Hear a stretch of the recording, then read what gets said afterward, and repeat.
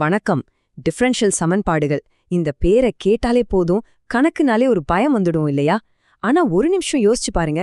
இத ஒரு கஷ்டமான கணக்கா மட்டும் பார்க்காம, நம்மள சுத்தி நடக்கிற மாற்றங்கள, ஒரு பொருளாதாரம் எப்படி வளருது, ஒரு சூடான காஃபி எப்படி ஆறுதுன்னு விவரிக்கிற ஒரு மொழியா பார்த்தா எப்படி இருக்கும்?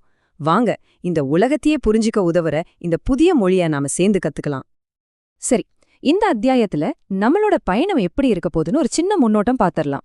முதல்ல இந்த மாற்றத்தின் மொழினா என்னன்னு, அதோட அடிப்படைகளை புரிஞ்சுக்க போறோம். அப்புறமா ஒரு சமன்பாட்டோட இலக்கணத்தை, அதாவது அதை எப்படி சரியா வாசிக்கிறதுன்னு கத்துக்க போறோம். அது தீர்க்கறதுக்கான 3 முக்கியமான கருவிகளை பார்த்ததுக்கு அப்புறமா நாம கத்துக்கிட்டதை வச்சு ஒரு நிஜ வாழ்க்கை கணக்குக்கு விட கண்டுபிடிக்க போறோம். கடைசியா இது எல்லாத்தையும் சேர்த்து ஒரு பெரிய சித்திரமா பார்க்க போறோம். ஓகே, நம்மளோட முதல் பகுதிக்குள்ள போலாம். மாற்றத்தின் மொழி. இப்போ எந்த ஒரு புது மொழியை கத்துக்கிட்டாலும் அதோட அரிச்சுவடியிலிருந்து தானே ஆரம்பிப்போம். அதே மாதிரி தான் டிஃபரன்ஷியல் சமன்பாடுகள்ங்கிற இந்த மொழியோட அடிப்படையான விஷயங்களை இங்கே தான் பார்க்க போறோம். இந்த ஒரு முக்கியமான கேள்வியோட நம்மளோட தேடலை ஆரம்பிக்கலாம். பாருங்க, கணக்குங்கிறது வெறும் 4, 5ன்னு நிலையான எண்களை பத்தினது மட்டும் இல்ல. ஒரு ராக்கெட் எப்படி வேகம் எடுக்குது, ஒரு மக்கள் தொகை எப்படி பெருகுது, ஒரு நோய் எப்படி பரவுதுன்னு இப்படி தொடர்ந்து மாறிக்கிட்டே இருக்கிற விஷயங்களோட கதையை சொல்றதுதான் கணக்கோட உண்மையான சக்தி. ஆனா அந்த கதையை எப்படி அது எழுதுது? சரி, இதுதான் அதுக்கான முறையான வரையறை. பாக்குறதுக்கு கொஞ்சம் சிக்கலா தெரியலாம், ஆனா இதோட அர்த்தம் ரொம்ப சிம்பிள். ஒரு விஷயம் எப்படி இருக்குங்கிறதையும் அது எவ்ளோ வேகமா மாறிக்கிட்டு இருக்குங்கிறதையும் இணைக்கிற ஒரு பாலம் மாதிரி தான் இந்த சமன்பாடு. சுருக்கமா சொல்லணும்னா, ஒரு மாற்றத்தோட வேகத்தை பத்தி பேசுறதா இதோட முக்கியமான வேலையே. இப்போ நீங்க நினைக்கலாம், இது வெறும் கணக்கு புத்தகத்துல மட்டும் வர ஒரு விஷயம்னு.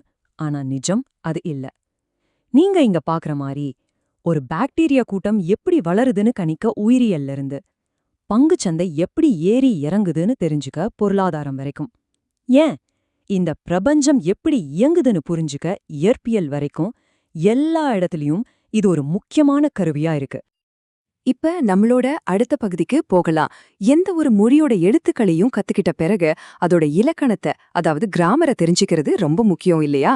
அதே மாதிரிதான் இந்த சமன்பாடுகள் சொல்ற கதையை சரியா புரிஞ்சுக்க அதுக்கான சில இலக்கண விதிகளை நாம் இப்ப தெரிஞ்சுக்க போறோம். இந்த 2 வார்த்தைகளும் ஒரு சமன்பாட்டோட அடையாள அட்டை மாதிரின்னு வச்சுக்கோங்களேன். வரிசை, அதாவது ஆர்டர், அந்த சமன்பாட்டுல மாற்றம் எவ்வளவு ஆழமா விவரிக்கப்படுதுன்னு சொல்லுது. உதாரணத்துக்கு, வேகம் மட்டும் இருந்தா முதல் வரிசை, முடுக்கமும் இருந்தா 2வது வரிசை. படி, அதாவது டிகிரி, அந்த மாற்றத்தோட உறவு எவ்வளவு சிக்கலா இருக்குன்னு சொல்லுது. வாங்க ஒரு உதாரணத்தை பார்க்கும்போது இது இன்னும் தெளிவா புரியும். இங்க பாருங்க, இந்த உதாரணத்துல ரொம்ப தெளிவா புரிஞ்சுக்கலாம். இந்த சமன்பாட்டுல இருக்கிறதுலயே பெரிய டெரிவேட்டிவ் எது? d²y/dx². இது 2வது டெரிவேட்டிவ், அதனால இதோட வரிசை 2. சிம்பிள். இப்போ அந்த முழு டெரிவேட்டிவோட பவர்ல என்ன இருக்குன்னு பாருங்க. அடுக்குல எதுவும் இல்ல அப்படின்னா 1 இருக்குன்னு அர்த்தம். அதனால படி 1. அவ்வளவுதான் விஷயம். சரி, இப்போ இலக்கணம் தெரிஞ்சிருச்சு.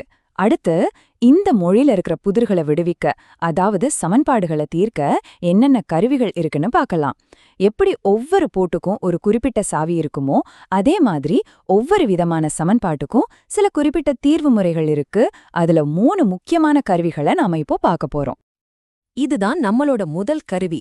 இருக்கிறதுலே ரொம்ப நேரடியான, அடிப்படையான ஒரு முறை இது. இதோட பேர்லே இருக்கு. இதோட வேலையே சமன்பாட்டுல இருக்கிற எக்ஸ், ஒய் மாதிரி மாறிகளை தனித்தனியா பிரிச்சு போடுறதுதான். இந்த முறையோட ஐடியாவே ரொம்ப எளிமையானது. ஒரு சமன்பாட்டுல ஒன்னா கலந்து கிடக்கிற எக்ஸ் சம்பந்தப்பட்ட எல்லாத்தையும் ஒரு பக்கமும், ஒய் சம்பந்தப்பட்ட எல்லாத்தையும் இன்னொரு பக்கமும் கொண்டு வரணும். ஒரு முறை அப்படி டீமை பிரிச்சுட்டோம்னா சமன்பாட்டோட 2 பக்கத்தையும் தனித்தனியா இன்டெகிரேட் செஞ்சா போதும், நமக்கு தீர்வு கிடைச்சிடும். இந்த உதாரணத்தை பாருங்களேன்.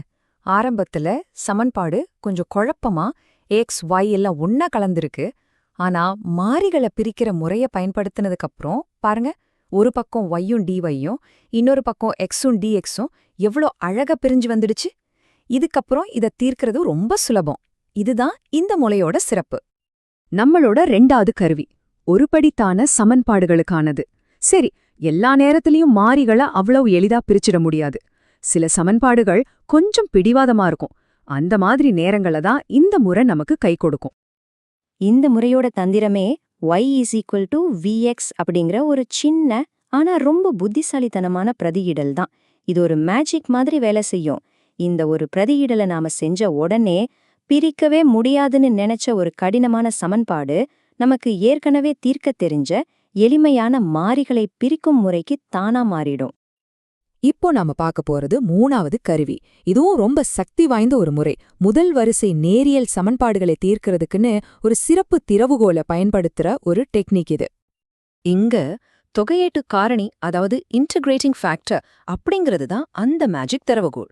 நாம சரியான தொகையீட்டு காரணியை கண்டுபிடிச்சு அதை வச்சு முழு சமன்பாட்டையும் பெருக்கும்போது ஒரு மேஜிக் நடக்கும். சமன்பாட்டோட இடது பக்கம் ரொம்ப எளிமையான ஒரு வடிவத்துக்கு மாறிடும். அதுக்கப்புறம் அதை தீர்க்கிறது ரொம்ப சுலபம். சரி, இவ்ளோ நேரம் நம்ம நிறைய கருவிகள், விதிகள்னு தியரி பார்த்தோம். இதெல்லாம் நிஜ வாழ்க்கையில எதுக்கு உதவுது? வாங்க, நாம கத்துக்கிட்டு இந்த புது மொழிய பயன்படுத்தி கணக்குல இருந்து பணத்துக்கு போவோம். ஒரு நிஜமான நிதி பிரச்சனைக்கு தீர்வு கண்டுபிடிப்போம். இது நம்ம எல்லாருக்குமே பரிச்சயமான ஒரு கேள்விதான். ஒரு வங்கியில 1000 ரூபாய் போடுறீங்க. அதுக்கு வருஷத்துக்கு 5% தொடர் வட்டி கிடைக்குது. நீங்க போட்ட பணம் இரட்டிப்பாக, அதாவது 2000 ரூபாயாக மாற எவ்வளவு நாள் ஆகும்? இங்க தொடர் வட்டி அல்லது தொடர்ச்சியான மாற்றம் அப்படிங்கிற வார்த்தை தான் நம்ம டிஃபரன்ஷியல் சமன்பாட்டுக்கான முக்கியமான க்ளூ. இந்த கேள்விய இப்போ நாம கத்துக்கிட்ட மாற்றத்தின் மொழியில எழுதலாம். பாருங்க, பணத்தோட மாற்ற விகிதம் dp/dt, அதாவது பணம் எவ்வளவு வேகமா வளருதுங்கிறத வங்கியில இருக்கிற பணத்தோட அளவுக்கு p-க்கு நேர் விகிதத்துல இருக்கும். சிம்பிளா சொன்னா, எவ்வளவு அதிகமா பணம் இருக்கோ அவ்வளவு வேகமா வட்டி கூடும் இல்லையா? இதுதாங்க இந்த டிஃபரன்ஷியல் சமன்பாடு. அந்த சமன்பாட்டை நாம கத்துக்கிட்ட முறைகளை பயன்படுத்தி தீர்த்தா இதுதான் நமக்கு கிடைக்கிற விடை 20 log e2 ஆண்டுகள். இத கணக்கிட்டோம்னா தோராயமா 13.86 ஆண்டுகள் ஆகும். அதாவது கிட்டத்தட்ட 14 வருஷத்துல நம்ம பணம் இரட்டிப்பாகிடும். பாத்தீங்களா, வெறும் வார்த்தைகள்ல இருந்த ஒரு கேள்விக்கு டிஃபரன்ஷியல் சமன்பாடு எவ்வளவு துல்லியமான ஒரு பதில கொடுக்குதுன்னு. நம்மளோட இந்த கணித பயணத்தோட இறுதிக்கு வந்தாச்சு. ஒரு பயமுறுத்துற கணக்க ஆரம்பிச்ச ஒரு விஷயம் கடைசியில ஒரு நிஜ வாழ்க்கை கேள்விக்கு பதில் சொல்ற ஒரு சக்தி வாய்ந்த கருவியா மாறினதை நம்ம பார்த்தோம். இதுவரைக்கும் நம்ம என்ன கத்துக்கிட்டோம்னு ஒரு முறை சுருக்கமா திரும்பி பார்க்கலாம்.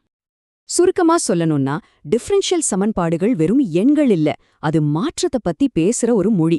அதோட இலக்கணமான வரிசை படிய புரிஞ்சுக்கிட்டு மாறிகளை பிரித்தல் மாதிரி சரியான கருவிகளை பயன்படுத்தினா நம்ம பணத்தோட வளர்ச்சி ஆரம்பிச்சு இந்த பிரபஞ்சத்தோட இயக்கம் வரைக்கும் பல நிஜ உலக புதிர்களுக்கு நம்மால விடை காண முடியும்.